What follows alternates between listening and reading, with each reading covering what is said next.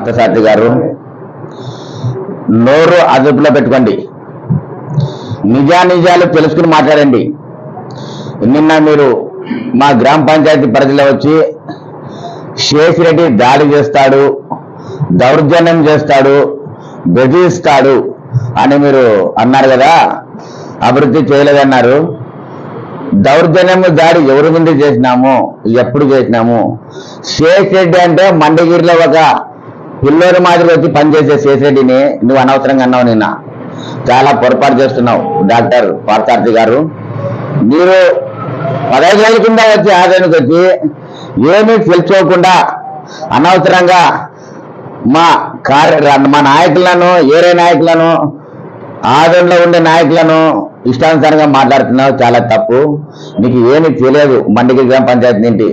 మండగిరి గ్రామ పంచాయతీ లోపల పోయిన ప్రజలను అడిగితే శేషిరెడ్డి ఏమని చెప్తారు? నీకు పెద్దలకి పిల్లనిగా, పిల్లలకు తండ్రిగా వచ్చి వాళ్ళ సమస్యలు సాల్వ్ చేసే శేషిరెడ్డి నువ్వు అనవసరంగా మాట్లాడుతున్నావు. చాలా జాగ్రత్తగా మాట్లాడు పార్థసారథి.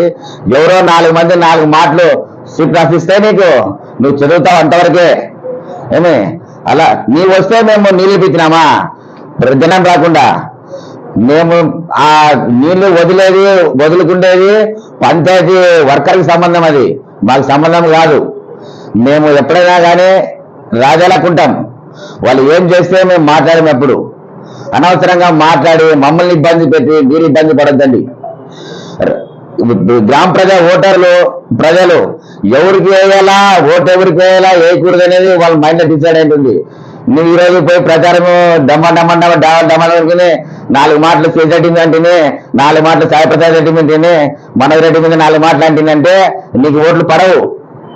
నువ్వు ఎటువంటి వాడనేది గ్రామ ప్రజలకు తెలుస్తుంది, ఆదాయ ప్రజలకు తెలుస్తుంది. ఈ మంత్రి మా యార్ డెంటల్ డాక్టర్ అయ్యి ఇలా మాట్లాడుతున్నాడు, రేపు పొద్దున ఏమైనా జరిగితే ఇంకా చాలా అధ్వానంగా తయారు చేసేట్టున్నాడు ఈ మనిషి ఆదాన్ని అని గ్రామ ప్రజలు అప్పుడే ఊహించుకుంటున్నారు, మాట్లాడుతున్నారు. అనవసరంగా ఎక్కడే కానీ మీరు మాట్లాడొద్దండి. మేము దౌర్జన్యం చేయలేదు. మీరన్నా దౌర్జన్యం చేసింటారా? మీరన్నా వ్యాపారం చేసింటారు ఎక్కడే కానీ. ఎన్జిఓస్ కాలంలో కమర్షియల్ ఫ్లాట్ కొన్నారు మీరు. ఏదన్నా ఆదంలో వచ్చి నివాసం ఉన్నారా మీరు? ఆదంలో పుట్టి పెరిగి ఇక్కడే ఉన్న మా ఎమ్మెల్యేని మీరు అంటారు అనవసరంగా.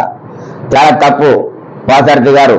మా గ్రామ పంచాయతీలో మండగిరి 2019 నుంచి 2024 వరకు 8 కోట్లు ఖర్చు పెట్టి అభివృద్ధి చేసినాం. తిరుమల నగర్ లో 3 కోట్లు ఖర్చు పెట్టినాం.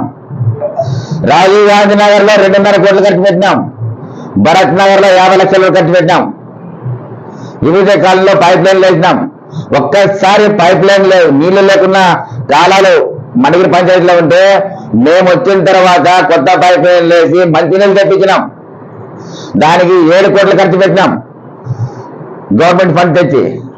మీరు ఊగినే వచ్చి నానా మాటలంటే ఇక్కడ ఎవరు అనిపించిన వాళ్ళు లేరు. పార్థసారథి మీ అద్దులో మీరు ఉండండి. మీరు నిజాలు తెలుసుకోండి. మేమేమో అట్లా ఏమైనా కబ్జాలు కానీ, దాడులు కానీ, దౌర్జన్యాలు చేసింటే ఎదుర్కొంటుందాం, మాట్లాడదాం. మీరంటే మేము అనిపించినంత స్థాయికి లేవు. మేము ఒక నన్ను నిరూపించు, దమ్ముంటే శేషిరెడ్డి దౌర్జన్యం చేయడం నిరూపించు. పిలుచుకోరండి. గ్రామ ప్రజలను అడగండి. మీరు పోయి గ్రామంలో పోయి గ్రామ ప్రజలను అడగండి శేషిరెడ్డి ఎటువంటి వాడు అని. వాళ్ళే చెప్తారు. మనం ఇంకేం చెప్పే అవసరం లేదు.